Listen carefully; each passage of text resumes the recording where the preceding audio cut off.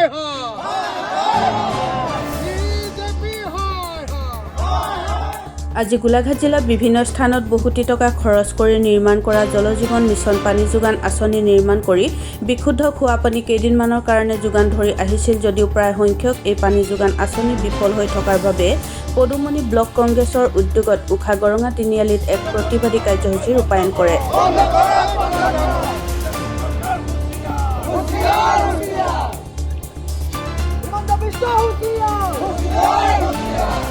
উক্ত কাৰ্যসূচীত বিজেপি চৰকাৰ go back, Himanta Biswa Sarma go back, BJP চৰকাৰ হাই হাই, জলজীৱন মিছনৰ টকা লুণ্ঠন কৰা বন্ধ কৰক, জলজীৱন মিছন পানী যোগান আঁচনি নিৰ্মাণ কৰা, ঠিকাদাৰৰ টকা মোকলাই দিয়ক আদি বিভিন্ন শ্লোগানে উষা গৰঙা তিনিআলি কঁপাই তোলে। উক্ত কাৰ্যসূচীত অসম প্ৰদেশ কংগ্ৰেছ কমিটিৰ সাধাৰণ সম্পাদক পদুমণি ব্লক কংগ্ৰেছৰ বিষয়ববীয়াসকল উপস্থিত থাকে। নালটো বহাই দিয়া আছে, পানী চানী নোলায়। আমি পানী খাবৰ কাৰণে মানুহ এঘৰ ঘৰত নিজৰ পাচলি টিউবেল এটা আছে, সেই টিউবেলৰ পৰা গৈ কেতিয়াবা বাল্টিনে পানী আনিবলগীয়া হয়।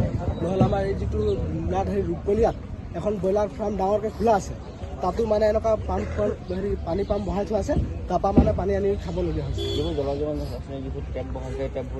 পানী নাই এতিয়া ক'বলৈ গ'লে যিমান দিনৰ পৰা দিছে পোৱাই নাই কিমান গাঁৱৰ মানুহ তাত প্ৰায় গিলাধাৰী ৰূপকলীয়া খেলান বুলিও কয়। গোলাঘাটৰ পৰা পল্লৱিকা বৰুৱাৰ ৰিপৰ্ট, সময় অসম।